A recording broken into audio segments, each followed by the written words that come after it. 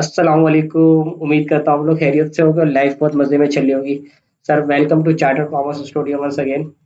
This is sir खानदानी CA finalist your instructor of economics. Sir हम पढ़ रहे थे जीडीपी को बारे में। सर ग्रोस डोमेस्टिक प्रोडक्ट या नेशनल इनकम। सर इसकी हमने डेफिनेशन पढ़ी।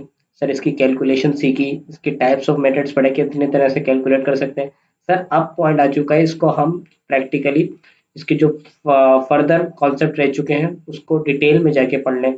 तो सर आज का जो हमारा कॉन्सेप्ट है वो है ग्रोस डोमेस्टिक प्रोडक्ट को एक बार गो थ्रू कर लेंगे, उसकी डेफिनेशन को। जीडीपी पर कैपिटा क्या होती है, नॉमिनल जीडीपी क्या होती है, रियल जीडीपी क्या होती है, डिफ्लेशन और difficulties in measuring national income या जीडीपी। क्या क्या डिफिकल्टीज आपको फेस करनी पड़ेगी जब आप जीडीपी को कैलकुलेट करोगे। ठीक है सर, इसको डिफिकल्टीज भी कह सकते हैं, इसको प्री क्वेश्चंस भी कह सकते हैं। सर उम्मीद करता हूँ ये बात आपको समझ आ रही होगी। Sir let's start. Sir GDP क्या होती है? GDP is the aggregate market value of all final goods और services produce within the boundaries of a country in a given period. Sir GDP क्या होती है? जीडीपी का मतलब simple सादा खुशबू में ये है कि जितनी भी गुड्स और सर्विसेज एक बाउंड्रीज ऑफ अ कंट्री में बनी है एक गिवन पीरियड में, उसकी मार्केट वैल्यू को मार्केट वैल्यू सर यानी कि ये कोई ना कोई नंबर होगा जैसा हमने सीखा है। सर ये तो थी डेफिनेशन जो हमने क्विक रिकैप कर ली। सर अब जीडीपी पर कैपिटा क्या होती है? अच्छा, जीडीपी पर कैपिटा का मतलब ये होता है कि देखें यार, आपके घर में मिसाल के तौर पे आप एक ही बंदे हैं और आप 1 लाख रुपए कमाते हैं। ठीक है, और आपके मामू के 4 बच्चे हैं और उनके घर में जब टोटल आमदनी आती है वो आती है 2 लाख रुपए। तो अगर कोई बंदा डिसीजन मेकिंग कर रहा है कि कौन ज्यादा कमाता है, तो अगर वो ये देखे कि 1 लाख रुपए आप कमाते हैं और 2 लाख रुपए आपके मामू लोग कमाते हैं, मतलब वो आपकी टोटल घर की आमदनी है 1 लाख रुपए और आपके मामू के घर की आमदनी है 2 लाख रुपए। तो दिखने में किसकी आमदनी ज्यादा है? दिखने में आमदनी ज्यादा है मामू के घर की। सही मिसाल दे रहा हूँ, ठीक है सर। लेकिन लेकिन क्या प्रैक्टिकली या एक्चुअल ज्यादा कमाई आपकी है या आपके मामू के बच्चों की है? हाँ भाई। सर मैं 1 लाख रुपए में अकेला कमा रहा हूँ, तो 1 लाख रुपए में एक बंदा इंडिविजुअल बंदा कितना कमा रहा है? 1 लाख रुपए कमा रहा है। तो अगर मामू के 4 बच्चे हैं और 2 लाख रुपए कमा रहे हैं तो डिवाइड कर दूंगा 4 5 20, यानी कि वो 50,000 रुपए कमा रहे हैं, मुझसे 50% कम कमा रहे हैं। तो सर अगर मैं टोटल एग्रीगेट देखता हूं तो सर मैं मेरी डिसीजन मेकिंग इन्फ्लुएंस हो सकती है, गलत हो सकती है, रॉन्ग हो सकती है। लेकिन सर अगर मैं पर पर्सन के लिहाज से देखता हूँ तो मुझे समझ आता है यार। सर क्या कहते हैं, आप 1 लाख रुपए कमा रहे हैं, आप ज्यादा कमाने के काबिल हैं और आपके मामू के बच्चे 50,000 रुपए कमा रहे हैं, लेकिन मल्टीप्लाई करके वो 4 बंदे हैं तो 2 लाख जरूर बनता है। इसी तरह एक कंट्री होता है, इसी तरह एक कंट्री होता है, उस कंट्री में भी जीडीपी जो बन रही है समझो उसकी एक इनकम है, नेशनल इनकम है ना, नेशनल इनकम है। अब वो नेशनल इनकम एक मुल्क ने बनाई है 1 बिलियन और दूसरे मुल्क ने बनाई है 8 बिलियन, 7 बिलियन का फर्क आ रहा है। सर क्या 1 बिलियन वाला कंट्री कम बना रहा है या 8 बिलियन वाला कंपनी ज्यादा कमा रहा है भाई? ऐसा होगा? ऐसा सोच रहे हैं आप? सर बिल्कुल सही कह रहे हैं आप। बोल रहे हैं भाई ऐसा डिसीजन नहीं करूंगा, मैं देखूंगा कि उस जो 1 बिलियन वाली कंट्री है उसमें लोग कितने रहते हैं, उसको डिवाइड कर दूंगा पर पर्सन से, तो मेरे पास एक अमाउंट आ जाएगी। और 8 बिलियन जिसकी जीडीपी है उसको डिवाइड कर दूंगा उसके नंबर ऑफ पॉपुलेशन से, तो उसकी पर पर्सन जीडीपी आ जाएगी। तो जीडीपी पर कैपिटा क्या होती है? जीडीपी पर कैपिटा का मतलब है कि जीडीपी को आप डिवाइड कर दो पॉपुलेशन में, तो आपको पर पर्सन की इनकम समझ आ जाएगी, पर पर्सन की जीडीपी समझ आ जाएगी। समझ आ रही है? नेशनल इनकम पर पर्सन कितनी क्रिएट करके दे रहा है। ठीक है सर, अज्यूम करता हूँ ये बात आपको समझ आ रही होगी। तो मेरा बेटा, अगर ये समझ आ गई तो इसको एक बार गो थ्रू कर लें, इसकी डेफिनेशन पढ़ लेते हैं। GDP per capita means average GDP of a country per person, that is GDP per capita is equal to GDP divided by population. Sir GDP हो गया। सर आप नॉमिनल जीडीपी और रियल जीडीपी, सर नॉमिनल का लफ्ज आपने बहुत बार सुना है और रियल का लफ्ज भी आपने बहुत बार सुना है। सर आपको मैं बताऊं, रियल का मतलब ये होता है कि इन्फ्लेशन शामिल नहीं है, इन्फ्लेशन शामिल नहीं है। रियल इनकम हो, रियल जीडीपी हो, रियल इंटरेस्ट रेट हो, सर इन तीनों का लफ्जों का मतलब ये है कि इसमें इन्फ्लेशन शामिल नहीं है, ये एक्चुअल है। सर नॉमिनल का मतलब ये इनमें इन्फ्लेशन शामिल है, इसमें इन्फ्लेशन शामिल है। ठीक है, तो नॉमिनल जीडीपी को अगर हम पढ़ें, nominal GDP means measurement of GDP, एक मेजर करते हैं जीडीपी को at current market price. Current market price जो चल रही है उसको जो उसकी जो उससे जो जीडीपी निकली है उसको कहेंगे नॉमिनल जीडीपी। समझ आ रही है? विदाउट, डेट इज यानी कि वो बोला that is without adjustment for inflation, यानी कि इसमें से हमने इन्फ्लेशन हटाया नहीं है, इसमें से इन्फ्लेशन हमने हटाया नहीं है। सही है, यानी कि nominal GDP is equal to quantity of production multiply by price. Nominal GDP कैसे आ जाएगी, जितनी भी गुड्स प्रोड्यूस हुई है, यानी कि वो समोसे वाली एग्जांपल याद करें, 2000 समोसे multiply by 20 is equal to 2000 रुपए आ जाएंगे किस चीज के, सॉरी 40,000 रुपए आ जाएंगे किस चीज के, रियल जीडीपी आ जाएगी आपकी। ठीक है सर, सर उम्मीद करता हूँ बात समझ आ गई होगी। यानी कि क्वांटिटी को मल्टीप्लाई करता हूँ मल्टी मार्केट प्राइस से तो नॉमिनल जीडीपी आ जाती है। सर इसमें से हमने इन्फ्लेशन नहीं हटाया। रियल जीडीपी का मतलब ये है, real GDP means measurement of GDP at constant market price, यानी कि that is after adjustment of inflation, inflation के एडजस्टमेंट से पहले, यानी कि सॉरी मतलब इसका मतलब ये इन्फ्लेशन शामिल नहीं है इसमें, इन्फ्लेशन एडजस्टमेंट होने के बाद। ठीक है सर, रियल जीडीपी पे कैसे जाएंगे, नॉमिनल जीडीपी से, नॉमिनल जीडीपी में इन्फ्लेशन शामिल है। रियल जीडीपी जाने का फॉर्मूला क्या है sir, GDP is equal to nominal GDP को डिवाइड कर दोगे जीडीपी डिफ्लेटर से। जीडीपी डिफ्लेटर का मतलब है इन्फ्लेशन रेट से। सर मिसाल के तौर पे अगर एक एप्पल बना रहा हूँ, एक एप्पल बनाया पूरे साल में मैंने लास्ट ईयर, उसकी कीमत थी 240 रुपए। सर अब महंगाई हो गई है 10% से, इन्फ्लेशन रेट हो गया 10%। सर अब क्या उसकी क्या कहते हैं जीडीपी क्या 240 है या उससे कम है, उसकी रियल जीडीपी क्या है? सर 240 रुपए उस सेब की कॉस्ट है या नहीं है, ये वो देखना चाह रहा हूँ, ये महंगाई की वजह से हुई है। सही है, तो सर आपको याद होगा मैंने अकाउंटिंग में आपको पढ़ाया है कि अकाउंटिंग इक्वेशन वाले सवाल में कि 100% अगर कोई भी चीज इंक्रीज हो रही है तो उसमें प्लस कर दो वो अमाउंट ऑफ परसेंटेज। तो सर ये वन समझो, ये क्योंकि हमने यहाँ पे परसेंटेज में नहीं लिया हुआ, अगर ये परसेंटेज में होता तो यहाँ पे लिखा हुआ था 100 + 10 तो 110% हो जाता। सर ये परसेंटेज में नहीं है तो डिवाइड बाय 100 किया हुआ है तो 1 + 0.110। ठीक है सर, इससे डिवाइड कर देंगे, ये बात समझ आ रही है या नहीं आ रही है? यानी कि आप अज्यूम करें ये 100% है और जिससे भी जितना भी इन्फ्लेशन हो रहा है उसमें प्लस कर दें और फिर उसको डिवाइड करेंगे तो रियल जीडीपी आ गई आपके पास कितनी, 218।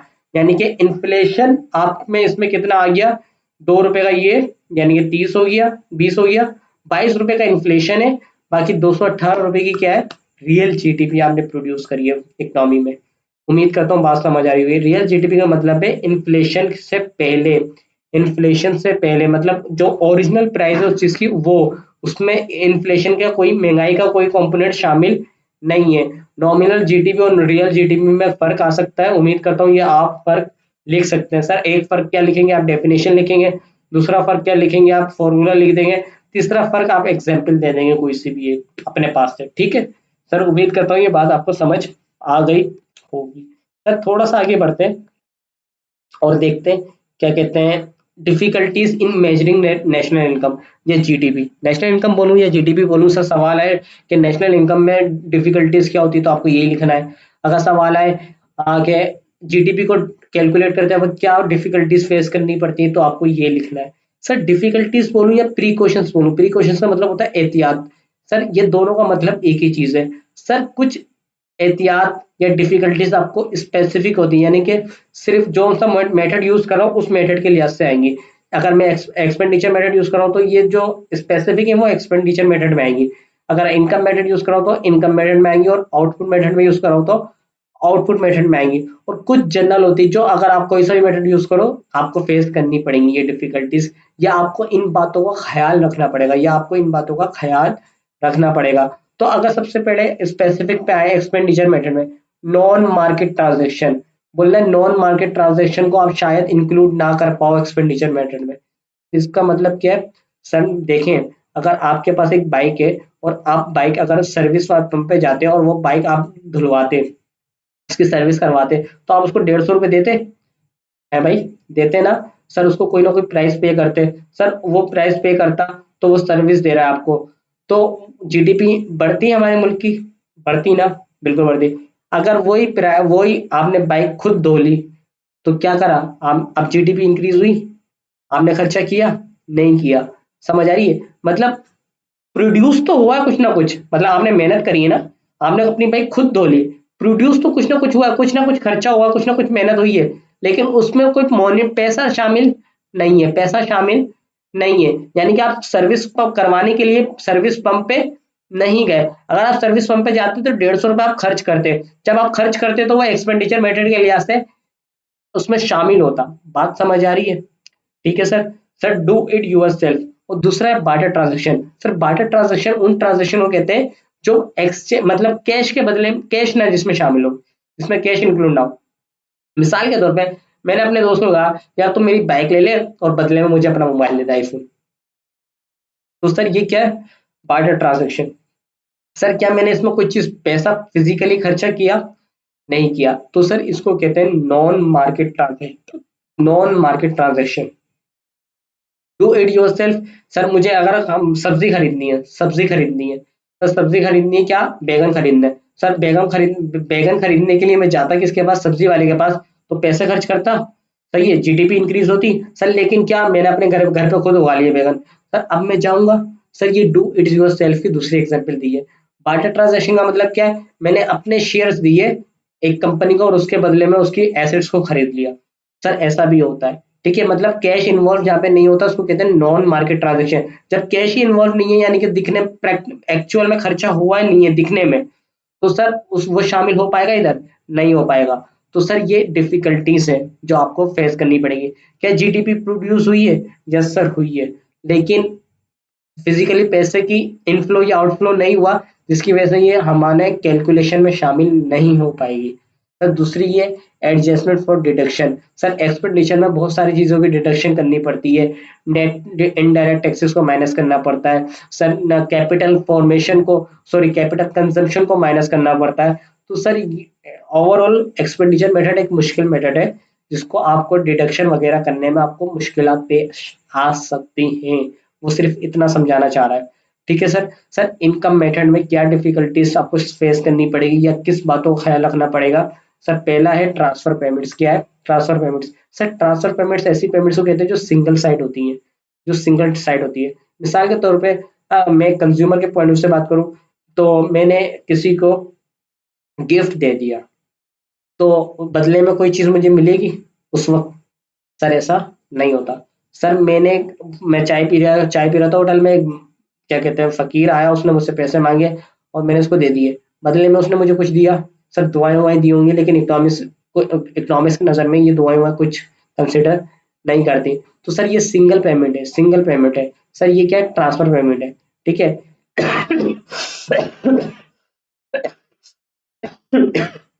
सॉरी। सर ये क्या है? ट्रांसफर पेमेंट है। ट्रांसफर पेमेंट की वजह से क्या होता है? तो ये उस बंदे की इनकम है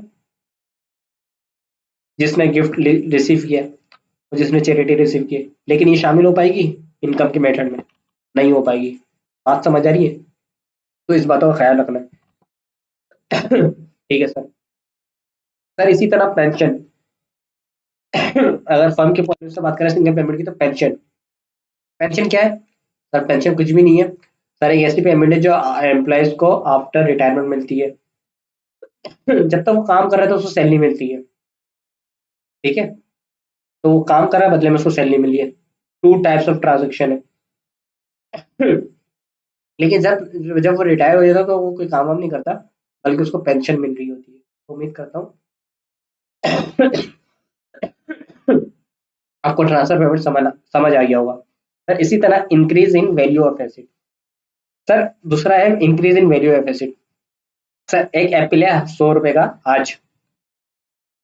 लास्ट ईयर मेरी इकोनॉमी में, एग्जाम्पल चेंज कर रहा हूँ, लास्ट ईयर मेरी इकोनॉमी में एक एप्पल प्रोड्यूस हुआ और उसकी कीमत थी 100 रुपये।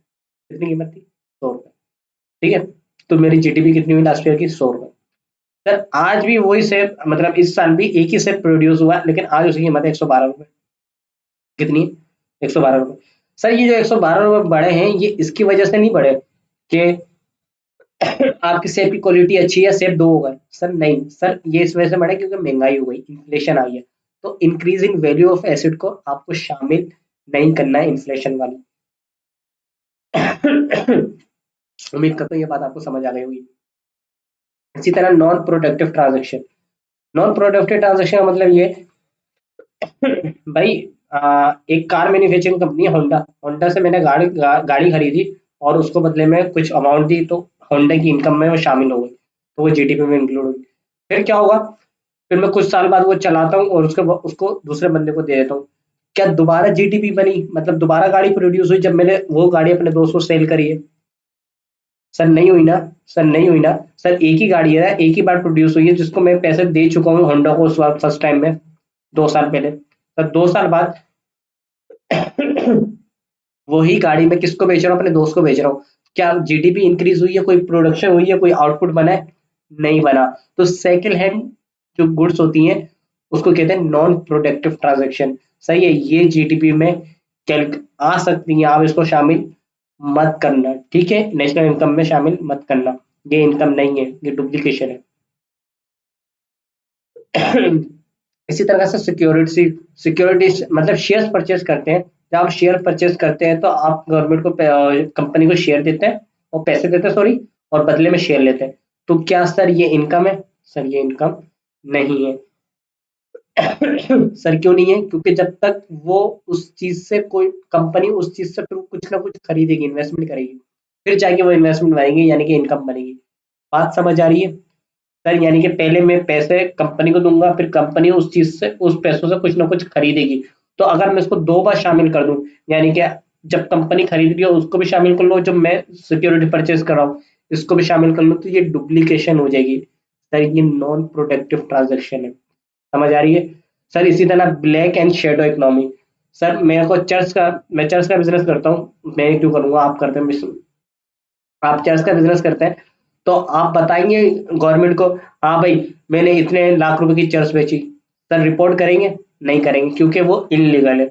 सर कुछ चीजें ऐसी होती हैं जो, मतलब इनकम तो हुई है आपकी, लेकिन वो शामिल नहीं हुई इनकम मेथड की में। क्यों शामिल नहीं हुई? क्योंकि वो इलीगल है या अनरिपोर्टेड है। सर मुझे प्रॉफिट हुआ 1 लाख रुपए का, लेकिन मैं प्रॉफिट दिखा रहा हूँ 60,000 रुपए का, 40,000 रुपए का प्रॉफिट इसलिए नहीं दिखा रहा क्योंकि मैं अगर दिखा दिया तो टैक्स बढ़ जाएगा मेरा।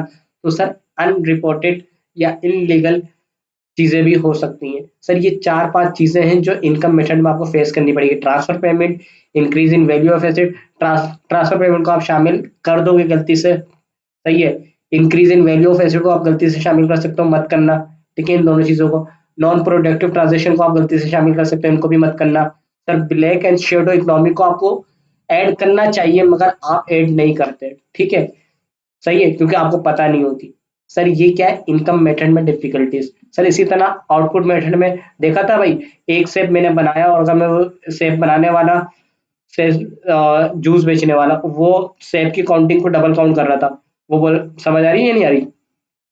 टायर है, एक बार प्रोड्यूस हुए वो टायर कार में लगे, तो कार भी तो बनी ना। फिर वो जो कार में टायर की मतलब जीडीपी है वो शामिल हो गई या नहीं हो गई? हो चुकी है। तो डबल काउंटिंग का बड़ा इशू होता है इसमें, आउटपुट मेथड में डबल काउंटिंग का प्रैक्टिकली बहुत इशू होता है, ठीक है, समझ आ रही होगी बात। सर ये रट्टे मारने आपको याद करना और कुछ भी नहीं करना, ठीक है, अगर समझ आ गया तो अच्छी बात है, नहीं भी आया तो खैर कोई बड़ी बात नहीं है। सर जनरल, जनरल डिफिकल्टीज क्या शामिल कर फेस करनी पड़ सकती है आपको? सर जनरल डिफिकल्टीज का मतलब ये है कि क्या क्या डिफिकल्टीज जनरली आपको फेस करनी पड़ेगी। तो सबसे पहले decision to make before measurement of national income. Sir सबसे मुश्किल डिसीजन ये होता है कि इन तीनों मेथड में से कौन सा मेथड यूज करूं, ठीक है। सर ये तीनों मेथड आपको दिखने में आसान लग रहा है क्योंकि आपको हाइपोथेटिकल डेटा दिया गया है, इमेजिनरी डेटा दिया गया है, सपोज डेटा दिया गया है, जिसकी वजह से आपको ये मुश्किल नहीं लगा। लेकिन सर इसके लिए एक बहुत ही ट्रेन स्टाफ चाहिए होता है, चार्टर्ड अकाउंटेंट्स वगैरह चाहिए होते हैं, सही है, आईबीए से, आईयूबीएम से, नम से, ये बीएस फाइनेंस अकाउंटिंग इकोनॉमिक्स में स्पेशलाइजेशन करने वाले लोग चाहिए होते हैं। यानी कि sir lack of trained staff, अगर आपके पास ट्रेंड स्टाफ नहीं है तो आप जीडीपी कैलकुलेट नहीं कर पाओगे, सही है। Illiteracy, unreliable records of keeping. आप गांव देहात में चले जाओ, आप बोलो भाई, हाँ भाई आपकी पूरे साल की इनकम कितनी है, वो बोलेगा भाई मुझे तो पूरे साल का क्या, मुझे कल का नहीं पता मैंने कितना कमाया था, ठीक है। या एक्सपेंस पूछने चले जाओ या आप प्रोडक्शन पूछने चले जाओ, तो सर लोग जाहिल है वो रिकॉर्ड विकॉर्ड रखते नहीं है प्रॉपर। फर्म्स में, कंपनीज में तो ऐसा होता है, डबल एंट्री अकाउंटिंग सिस्टम चल रहा होता है, डेबिट क्रेडिट, तो वो प्रॉपर मेंटेन, प्रॉपर रिकॉर्ड्स रखती हैं। लेकिन सर क्या कहते हैं, सिंग छोटी मोटी कंपनीज या आम लोग इसमें प्रॉपर रिकॉर्ड्स नहीं रख पाते। ठीक है sir. Some income can not be capture, कुछ इनकम होगी जो आप कैप्चर नहीं कर पाओगे। सर ये किसकी बात कर रहा है? सर ये इसकी बात कर रहा है, इनलीगल अनरिपोर्टेड, ये कैप्चर ही नहीं कर रहा। Some items may be wrongly included in national income, sir some item आप इंक्लूड कर पाओगे किसमें? सर ये वाले नॉन प्रोडक्टिव ट्रांजेक्शन। और सम इनकम में नॉट बी कैप्चर में आप ये भी आ सकती है नॉन मार्केट ट्रांजेक्शन। सही है, ये भी एक जीडीपी प्रोड्यूस करी है लेकिन ये शामिल नहीं हो पाई। ठीक है। Complexity in calculation of national income, sir national income को जब कैलकुलेट करते हो तो बहुत ही कॉम्प्लेक्स होता है। सर इसको प्रैक्टिकली डेटा जमा करना, गैदर करना, इसको एनालाइज करना, फिर इसको इंटरप्रेट करना, सर बहुत ही मुश्किल होता है, बहुत ही डिफिकल्ट होता है। सर तो मुश्किल होता है। Difficulties in making comparison, sir इसको आखिर में अगर ये सब कुछ होने के बाद जीडीपी निकल भी जाए तो इसको कंपेयर करने में आपको बहुत मुश्किलात आती हैं। पहले तो आप अपने आप में कंपेयर करते हैं पिछले साल से, फिर आप दूसरे कंट्रीज के साथ कंपेयर करते हैं, तो सर आपको बहुत सारी डिफिकल्टीज फेस कर सकते हैं। तो उम्मीद करता हूँ ये बात आपको समझ आ चुकी होगी। तो सर आज का हमारा लेक्चर इतना ही था, ज़्यादा लंबा नहीं था। लेकिन आपको बस ये याद करने वाला ज़्यादा, इसमें समझने वाला इतना कुछ भी नहीं था। तो थैंक यू सो मच, मिलते हैं अगले लेक्चर में। जब तक मुझे अपनी दुआओं में याद रखिएगा और अपना बहुत सारा ख्याल रखिएगा। अल्लाह हाफिज़।